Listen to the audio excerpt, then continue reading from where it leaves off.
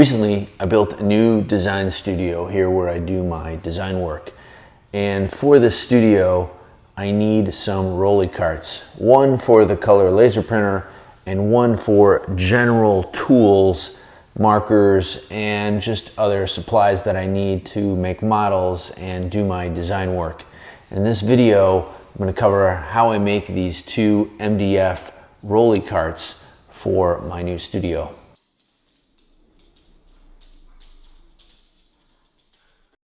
My name is Eric Strebel. I'm an industrial designer. Welcome to my channel about product design and making. Alfred backpack hanger in stainless steel and aluminum, designed by me, holds your backpack, lets you charge your phone, holds your keys, super versatile. So I'm packing up some here that were recently sold. Thanks for those of you who've purchased recently. It really helps support the channel. This video is sponsored by PCBWay, and they offer full online CNC services, often being able to make parts in a day. They have 3-axis, 5-axis, and CNC turning in a multitude of metal and plastics available. Check out PCBWay for your next CNC project. As I do with most design projects, I will start out with a sketch, and this sketch is basically my visual blueprint and notes to myself with some basic dimensions about what it is that I'm building, in this case, the tool cart. Full video of this is also available.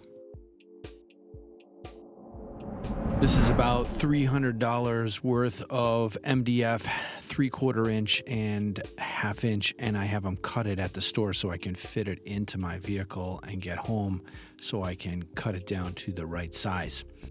Now, both of these carts are fairly complicated in the sense that they have a lot of parts, and so I actually build them in CAD, and then this allows me to then generate a list, a cut list, because there's so many pieces, and I really need that for a project of this scale. I use cutlist.com to lay out all the pieces on a 4x8 sheet, and it helps me figure out all my parts, how many I need, etc., etc. I find it a good resource for cutting projects like this. I set my saw up outside in my driveway. I'm not a woodworker, by the way. I just play one on YouTube. It's not really my thing, but I do have a table saw. It's pretty old, you can see, but it's trusty, and it helps me do projects like this. But it's not in my regular shop. I'm not set up for that kind of stuff. I actually own a router, a couple of them actually. This old router table here is what I have access to at the moment. My other router table is not quite so accessible, and I'm routing the drawer fronts here to soften them up and make them a little bit more easy to grab, user-friendly.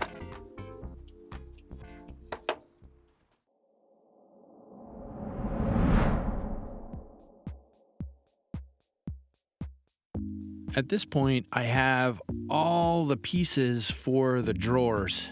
And so the first thing I'm going to do is I'm going to assemble all the drawers for both carts. And I'm going to use an air nailer here.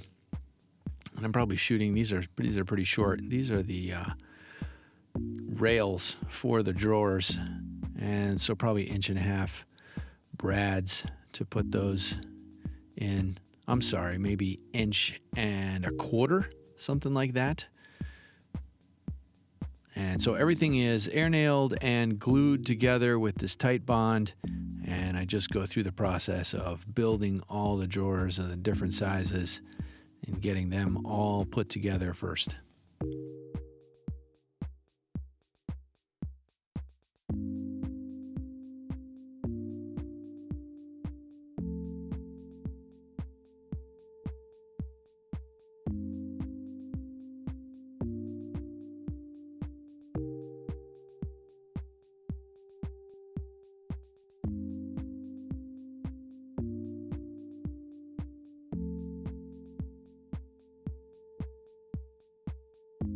At some point after I get all the drawers together, I realize that I need to route the bottom of the carts and also the edges of the drawer fronts. So I end up having to do that when the drawer fronts are already attached to the drawers.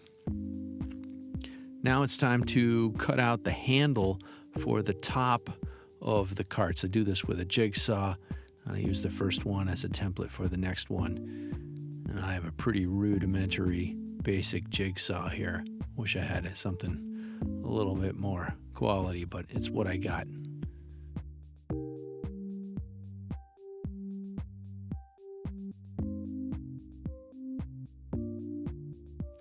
Okay, now it's time to put the cabinets together, and I'm going to put in the runners for the drawers. And this is a little trick.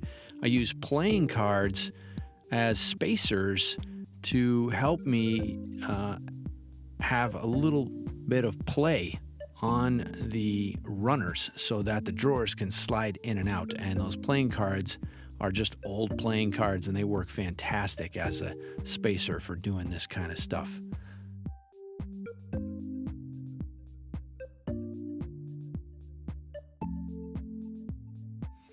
When I am putting a 3/4 inch piece next to another 3/4 inch piece, I am pre-drilling and screwing those together with drywall screws, as the 3/4 inch can take the drywall screws pretty good, and so I don't air nail that stuff.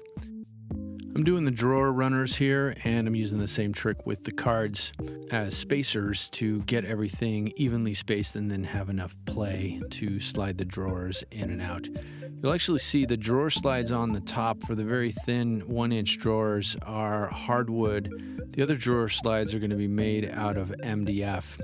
Here I'm putting in the little shelves, and these hold the toolboxes at the bottom of the cart.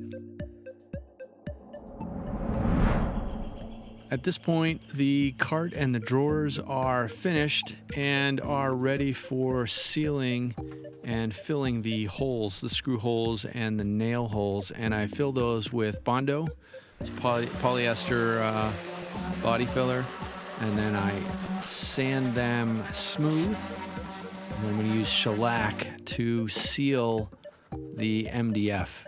And the shellac works really great on the flat surfaces. On the edges, they're very porous, and it's difficult to seal those up. I probably should have gone with maybe a primer like a bin or something like that to seal those edges, as they really soak up any liquid that you put on them.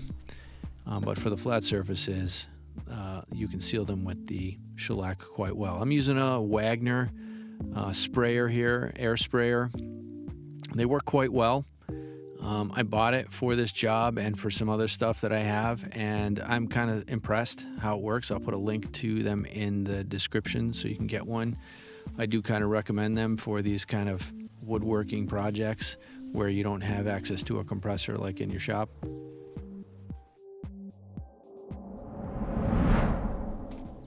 All right, so after the 2 coats of shellac, I traditionally use enamel-based Rust-Oleum white. I would never use this stuff on a consumer product prototype or anything like that, but for furniture, this enamel stuff is great. It does take a long time to dry, but it gives you a very durable finish. And this air sprayer actually works pretty good to spray this stuff out, certainly a lot faster than rolling out the Rust-Oleum, and I find that it coats really well. And I do at least 2 coats on these cabinets, and you can see the edges. Those just soak up the paint, and it's difficult to seal those, but on the flat side they work great.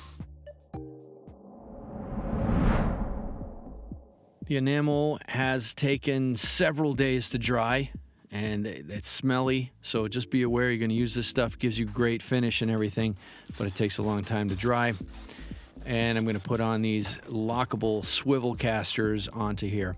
Now I am building my own drawer slides, and this is straight ripoff from John Hines, and I'll leave a link to his video.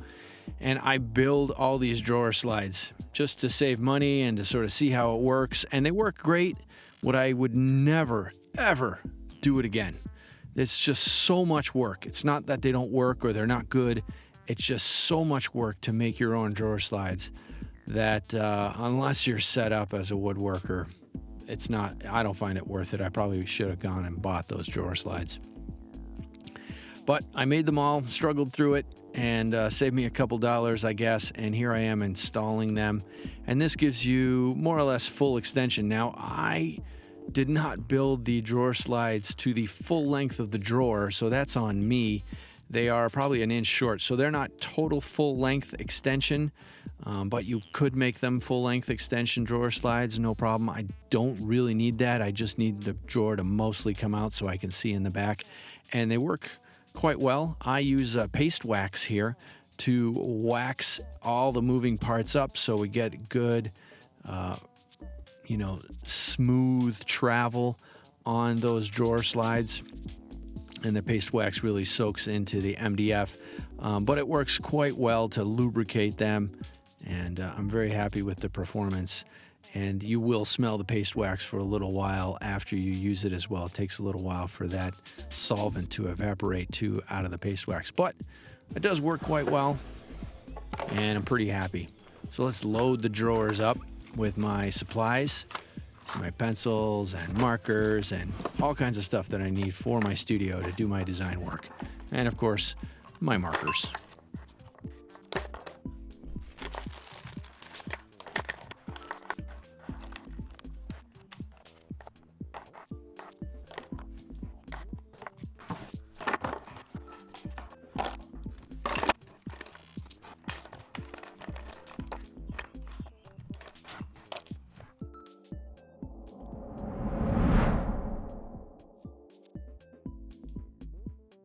All right, it's time to assemble the printer cart.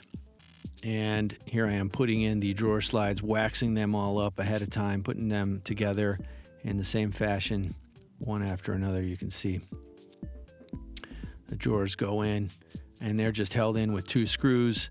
That limits the extension for the inside and the outside, and it works quite well. So I'm pretty pleased with, how they work and what they do. It was just a ton of work. And so this printer cart will hold my printer and a lot of the printer supplies, paper. It'll actually hold 11 by 17 paper. And it holds all my drives for YouTube. And here's the 2 carts, right? And they actually both fit underneath a little workbench that I have in my closet in my office. You can see that here. Thus, they are the size they are to fit underneath that workbench. All right, do you see those toolboxes or those little work boxes on the right? There's only one of them in this shot. But these carts, or the cart on the right, was specifically built to hold those work boxes. So they're based around the dimension of those work boxes, these organizers right here. So they're like $14. I bought them at the Blue Box, big box retailer. I will put a link to them if they exist on Amazon. I don't know if they do or not. But they're about $14, and they are, 14 and a quarter inches wide, something like that. So these carts are 16 inches wide, and they're perfect sort of width, and they hold these toolboxes that I can put screws and fasteners and all kinds of stuff inside of. And these are my shop carts. Make sure you give the video a thumbs up, and don't forget to subscribe if you haven't already done so. Make sure to hit the bell so you get notifications every time I have a new video. Also, don't forget to follow me on social media. I'm on Facebook, Instagram, and Twitter. Links in the description below and on the channel page. Rock on. Don't forget to check out the t-shirts and hoodies in the merch shelf below. Click here to check out some of the other design and making videos that I have that you might enjoy.